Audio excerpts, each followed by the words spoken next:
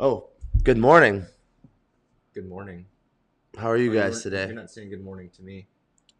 I don't We say could good give morning to people you. a second to find their way to this video. I had technical difficulties this morning because it wasn't all synced up. I don't know what's going on. In Perry's words, we had to brute force this podcast, so Brute I force it, hope that you like it. but it's working now. Um, We Rise got and a grind. viewer. We do. Amber's Excellent. watching. Amber's gonna come run hills with us at 9. Excellent. And you should too. Everyone should. Holly's on. What's up, Holly? Not my mom, Holly. Holly Skelton. Oh. Anyhow, episode 21. Yeah, I'm actually really excited for this one because I Me think this too. one can be very applicable to anyone who kind of like helps someone else out. Mm-hmm. We talked a This is lot a about like great one. accountability partners Yeah. and stuff for running hills today. People, with kids, people who lead groups, and reading through your show notes when you wrote them up today, I thought it was really cool that I think a lot of people have misconceptions about this topic. Mm-hmm. But we're talking about understanding reinforcement, and specifically today, we're talking about negative reinforcement, right? Negative reinforcement. What it is and the powers of it. Yeah, like it's a very powerful means of changing behavior, and best used for short-term results. So it's really good when we're starting to change our habits, when we're getting into our diets, when we're getting into the new routine. So what negative reinforcement is a term that was kind of described by this guy named B.F. Skinner. He's got a theory of operant conditioning. Operant conditioning, if you want to look more into that, it's kind of how people's behaviors are changed with outside stimuli. It's like ring a bell and a dog wants peanut butter. That's a type of conditioning. Got right? it. Operant conditioning means that we're like actively doing something Cool. to change the behaviors. It's kind of like that. So negative reinforcement is often confused as, or the way that even I, before I started planning this podcast, I was confused about You it. suck. Run faster. Yeah, everyone thinks that's what negative reinforcement is. Like we're being negative to reinforce someone's behavior, and that's not how it is. You're doing terrible. Do a ton of push-ups. Yeah, that's not negative reinforcement. Negative reinforcement is your a specific response or behavior is strengthened by removing something from the situation. Okay, so you engage in an action in order to avoid a negative result. The way to remember this is that think of it as something being subtracted from the situation. Got it. So some examples of this are, let's say we are engaging in a behavior, setting our alarm half an hour before we have to leave so we're not late for class, right? We're engaging in an action to avoid a negative result. You're putting sunscreen on to avoid getting sunburnt. You're turning off your electronics before your kids do homework, so to avoid loss of attention. So, like, if I'm on a diet, if I took the bad food out of my house, that's not just a strategy. That's actually negative reinforcement. It's negative reinforcement. We're doing something. We're moving something from the situation to get the response we want. In that situation, the response is that we want to stay good on our diet, right? Yeah. Okay. So this could be called planning, right? I like planning. You could call this planning. You could call negative reinforcement. Okay, well, we talked about going over barriers and how to remove roadblocks and things like that. Removing roadblocks is a easier way of saying negative reinforcement. So negative reinforcement isn't just punishing or shaming, or it's actually not any of that. Absolutely not. Punishment could actually, in some ways, be described as like positive reinforcement. We'll get to that next episode. But punishment specifically happens after a action or behavior. Okay, so if you are adding something to the situation, right?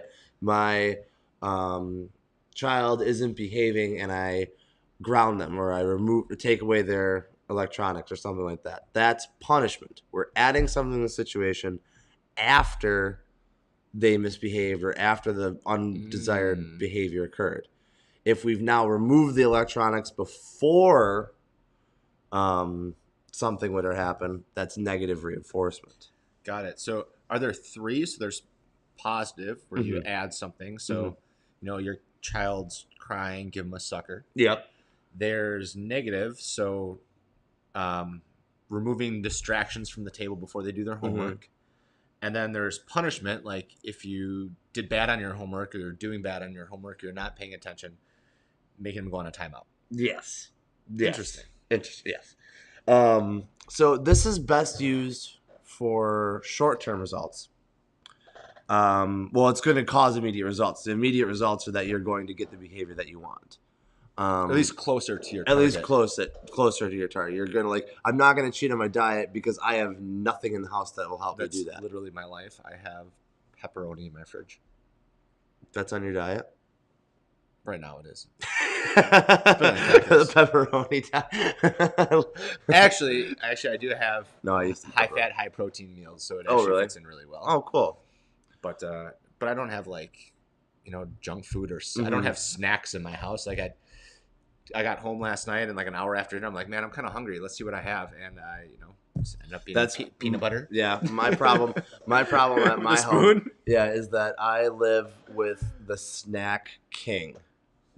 Nick Hyman Is a snack king. is a snack king. He's got a veritable, what's the word, cornucopia of snacks in the house at any one time. Does he have gummy bears? He was definitely the kid where like his parents had like the box of the multi-variety baked chips. Like I feel like Fritos today. I feel like Doritos today. Like, oh man, he's got his trail mixes. He's got his candies. He's got his gummies. Like he needs to eat more anyways. He's got on the weight. Anyhow, Sophia calls him the snack master. The snack master. I Yeah. like So I definitely did use negative reinforcement when I was changing my diet. I didn't even realize it, but when I started eating keto to dump some weight. So keto, if you don't know keto, it's pretty much just eat very, very, very little carbs. Yeah. So I got all the fruit. General. I got all the sugary stuff out of my house. We bought a bunch of stevia because I was kind of tempted to have those things. But that's exactly the problem with negative reinforcement. Yeah. You're not always going to be able to remove those things from a situation, right? In cases where, I'm leaving early to avoid being late, I can do that all the time. Yeah. That's okay. But I can't always avoid my distractors or my vices or the other roadblocks that I don't have control over. And then if you've only been doing this negative reinforcement, it's going to kind of shake the way you've been conditioned, right? You're not conditioned to deal with it when you have that stimuli that you've been removing. Yeah. So I think one of the coolest things about this is just understanding the difference between the negative and the positive. We're going to do a separate podcast on positive reinforcement. And then you have punishment. Like, if you're able to understand what each of these are, you're going to be able to use them more effectively, right? And not just one at a time, but the real power is when you can start combining negative with positive and punishment where needed. Then you can really actually get some. I don't want to say you're doing operant conditioning on another person. That's what you're doing. Like a science experiment. That does sound like a science experiment. That is what you're doing. But yeah, that's what we do with our students. That's what you do with your children. That's what you do with yourself. That's what you do with yourself. You're doing certain things to encourage these behaviors with yourself or somebody else, right? And if you're understanding the strategies or how these ways are defined, I feel like you can really start using them powerfully. And I was really happy. I super nerded out on this. I spent a couple hours reading about it, and I just kept getting my mind blown. I had no idea this was a system that was, one, described. Yeah. And two, I had no idea that I had completely had negative reinforcement wrong your entire life. My entire life. Did. Everyone did. Everyone does. I've never heard anyone describe negative reinforcement like this outside of maybe a textbook. So that's pretty much, when we sum it down, negative reinforcement is removing something from your situation in order to make it easier to get the behavior that you want out of yourself, right? Or response. So I think a good challenge for the next week is to start trying to, identify ways that you can do this, ways that you are doing this, or try it out, right? Yeah. First step's just to try it, see if it works for you, right? negative reinforcement might be the little piece of the puzzle that you're missing to get what you want out of, a new diet or a new workout or whatever you're looking for. And then next week when we talk about positive, or I think next week next week we'll talk about positive. We'll talk about positive. Then you can add that in. But for now, just focus on this one small piece. Make those little small changes. Add in more on top of that, and you're just gonna be that much better, right? If you can get, we've talked about the 1% before, but if you can use this little piece of information to get 1% better response than you normally get, that's awesome. That's huge. And 1% is really small. Like you'll probably get way more than that out of this. It's huge. It's huge. I'm excited for next week. So definitely, if you're listening to this one, you need to come in on next week to listen to positive reinforcement. Because what I looked out, I was blown away with what I looked up on negative reinforcement. But what I found about positive, I can't really, wait. I'm excited. I didn't really research changed this one. because there's 3 different kinds, and they can be horribly detrimental to the behaviors that you're trying to reinforce.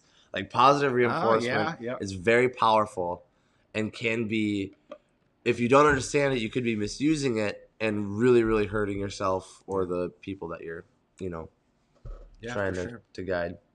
Excellent. Well, if you guys are around today, in about a half hour, we're going to be running hills, starting at Nutri-Round, going to Lime Kiln. Good opportunity to try out using negative reinforcement on yourself. Yeah. To get there. And then next week, we're going to be talking about positive reinforcement. We might have our hill runs, but we also have a self-defense seminar for the community. Oh, for yeah. People who definitely are around, so I'm excited about that. Oh, and you know who contacted us again? Who contacted us? The Girl Scouts. The Girl Scouts did. So did Concordia. Wow. They want 2 or 3 more before Christmas. So if you're listening to this, September 15th, self-defense seminar.